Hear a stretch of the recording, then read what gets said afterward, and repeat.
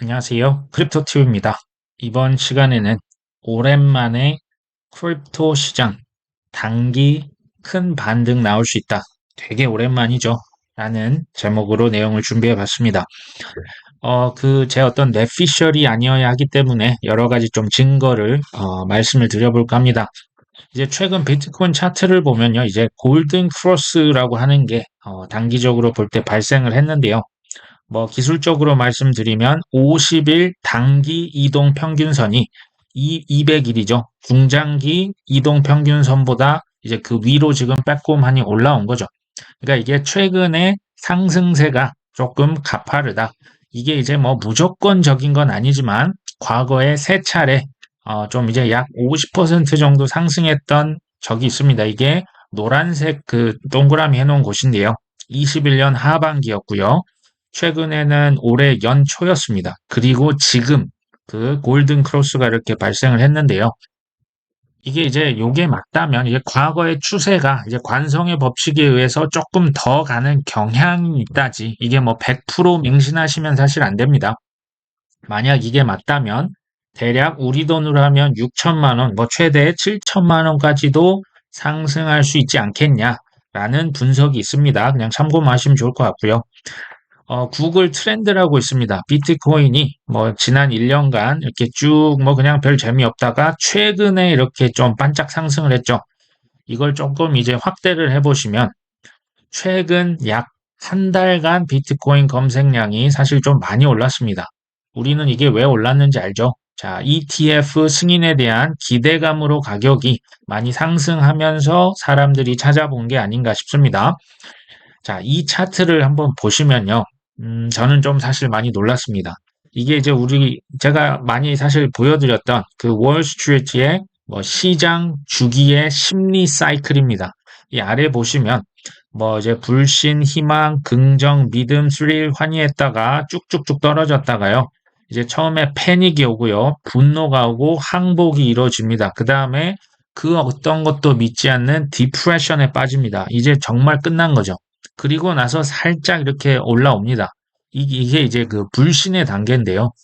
지금 이게 패닉, 분노, 절망, 지금 이제 이 불신이라고 하는 게 좀 비슷하지 않으십니까? 지난 1년간의 비트코인 가격 차트와 시장 주기에 따른 심리가 제가 볼 때는 뭐 싱크로 90% 이상 이게 좀 그대로 따라가는 거 아닌가 싶습니다.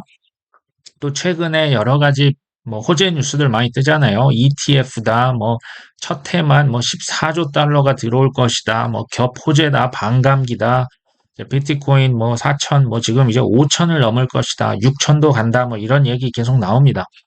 최근 한 달간 뭐 검색량이 급증했고 호재 뉴스가 이렇게 나오는데 자, 기존 코인러들 같은 경우는 내가 조금 비트코인 더 살 걸 아니면 지금이라도 내가 올라타야 되나 하지만요.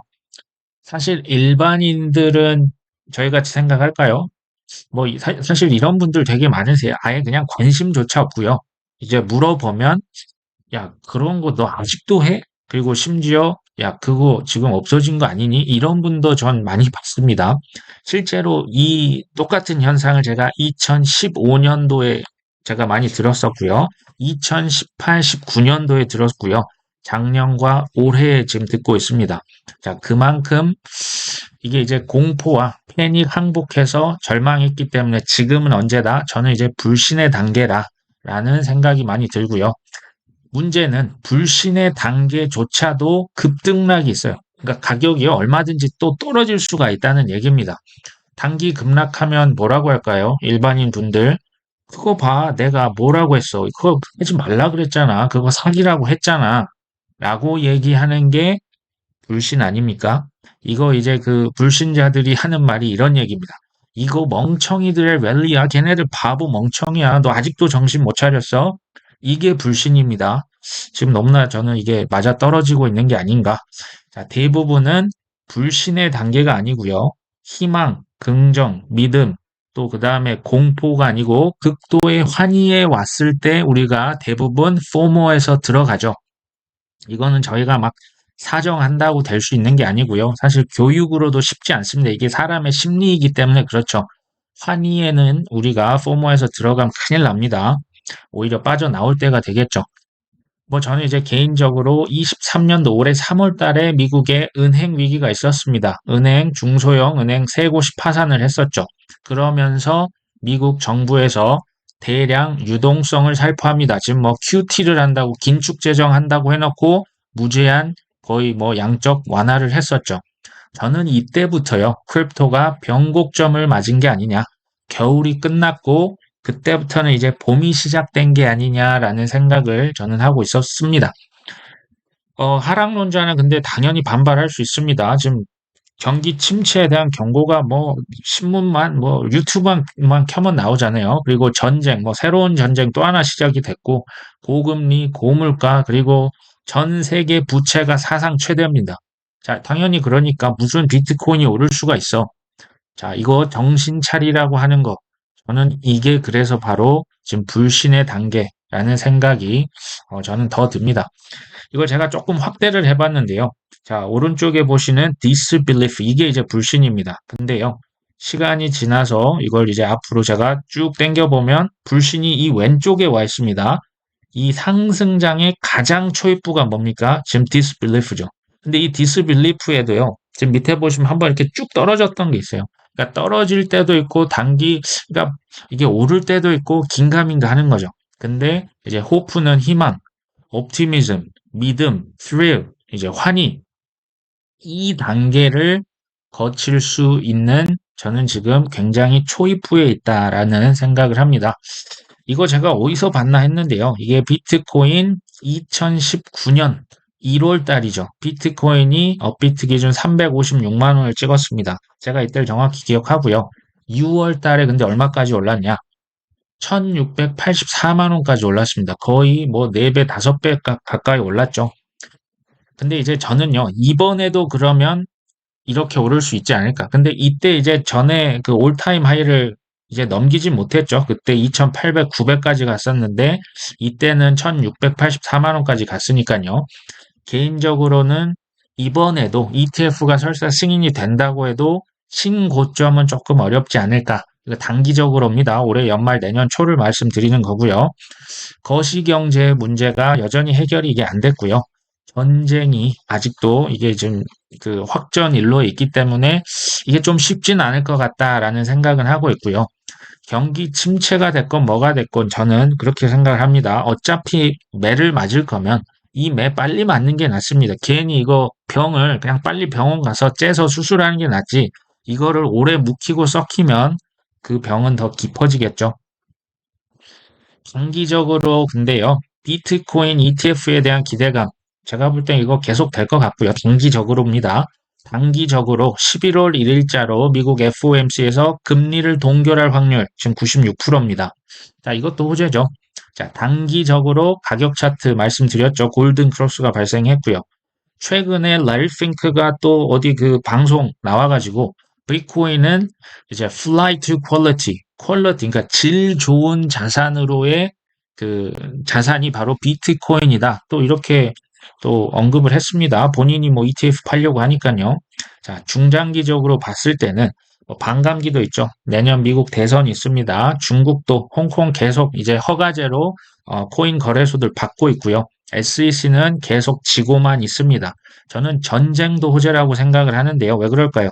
전쟁은요, 생각보다 엄청나게 많은 재정을 필요로 합니다. 돈을 엄청 찍어야 합니다. 지금 미국 입장에서는 지금 러시아도 버거운데 이스라엘까지 지금 가만둘 수가 없죠. 돈 더 찍어서 보내주지 않을까요? 자, 이런 것들이 저는 다 호재라는 생각을 합니다.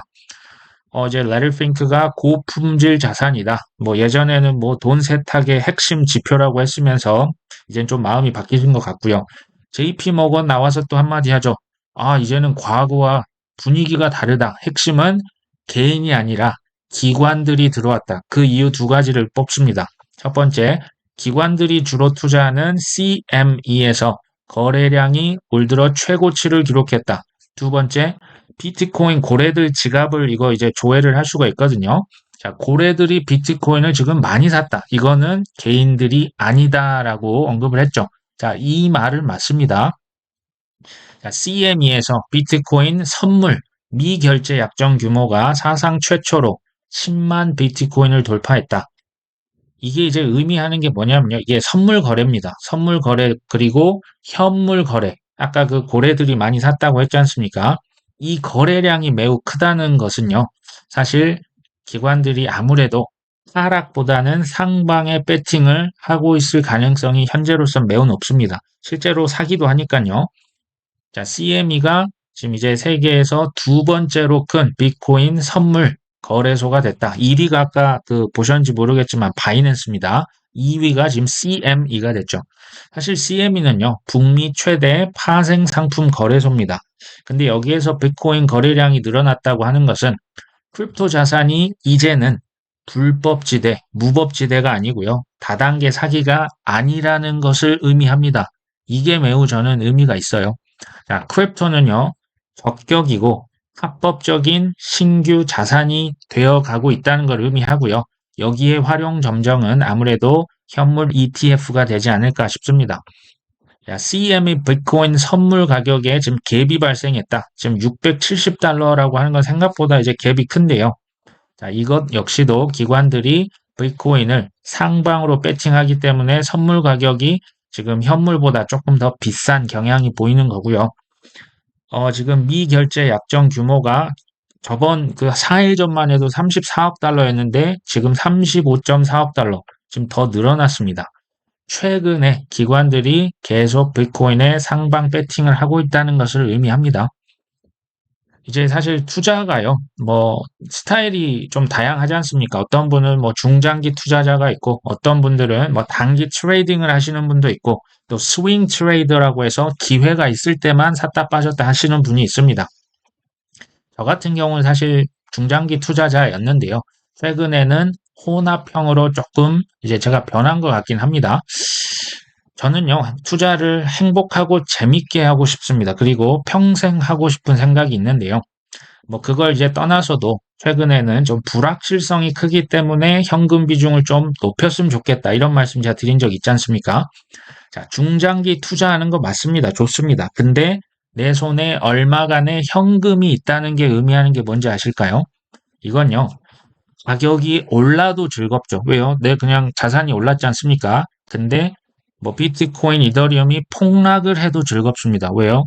헐값에 살 수 있으니까요. 여기서 핵심은 뭘까요? 일정 부분의 현금이 있냐 없느냐의 차이입니다. 자, 그렇기 때문에 저는 행복하고 재미있게 오래 투자하려면 현금 비중을 조금은 지금 올려서 대비를 하는 게 좀 낫지 않을까라는 개인적인 생각이고요. 자, 찐 크립토 대상승. 그러면 이게 언제쯤 나올까요? 저는요, 그 전에 시장에 큰 폭락이 한번 나와야 된다고 생각을 합니다. 저는 시장 폭락론자가 아니고요. 폭락을 좋아하지도 않습니다. 근데 제가 왜 이 말씀을 드리냐? 이 시장 폭락이 시장이 한번 크게 망가져 줘야 연준에서 다시 돈 찍기, 금리 인하, 유동성 살포에 대한 명분이 생깁니다. 지금 물가 아직 잘 안 잡혔잖아요. 전쟁도 있지 않습니까? 지금 애매하게 돈 찍으면 지금까지 먹었던 욕은 아무것도 아니게 더 먹을 수 있습니다. 자, 이 연준에게는 돈을 찍기 위한 명분, 그 명분이 뭐다? 시장에 한번 폭락이 나와줘야 그 이후에 찐 상승이 올 거라고 저는 생각을 합니다. 폭락을 제가 좋아해서가 아니고요. 자, 이제 개인적으로는 단기 상승이 나올 수 있다. 11월, 특히 11월, 그리고 이게 오래 가면 12월이나 내년까지도 갈 수 있을지 모르겠습니다. 근데 우리가 이제 경기 침체다, 빚이 너무 많잖아요. 하락을 우리가 염두에 둘 필요가 있다. 나올 수 있으니까 언제 올지까지는 모르겠습니다. 근데 분명한 건 뭡니까? 내년 11월에 미국의 대선이 있습니다. 자, 우리나라도 내년 4월에 총선이 있지 않습니까? 선거 때 유동성 살포는요, 이거는 표를 얻기 위한 공약을 남발하는 거는 사실 거의 디폴트잖아요. 그 전후로 해서 유동성이 다시 흘러 넘치면, 자, 찐 상승은 그래서 한 25년 그 이후가 되지 않을까라는 개인적인 생각을 하고 있습니다. 아시다시피 모든 시장에는 고유의 주기, 사이클이 있습니다. 우리가 이 사이클이라고 하는 것을 무시하면 안 되고요. 그걸 그냥 뭐 기분 나쁠 필요도 없고 그냥 받아들이시면 됩니다. 그냥 뭐 부동산도 주식도 코인도 오히려 코인은 더 쉬워요. 비트코인 반감기 때문에 대략 4년의 사이클이 현재까지 있어 왔었습니다.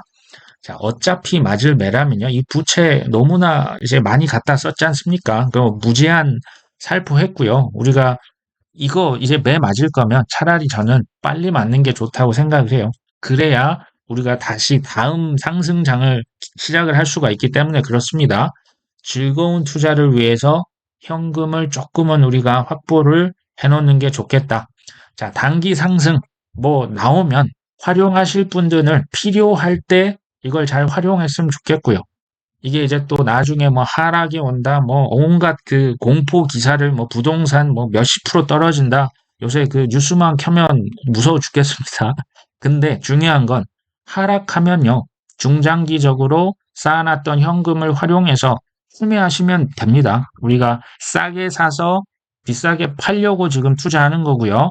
지금 뭐 한탕 벌어서 뭐 나가는 것도 뭐 좋겠지만 이제 즐겁게 투자를 좀 오래 하시려면 좀 현금을 일부 확보하시면서 올라도 좋고 떨어져도 좋은 뭐 우리 그렇게 좀 투자를 하시면 어떨까 하는 짧은 생각을 말씀을 드려봤습니다. 오늘 여기까지 합니다. 끝까지 시청해 주셔서 감사합니다.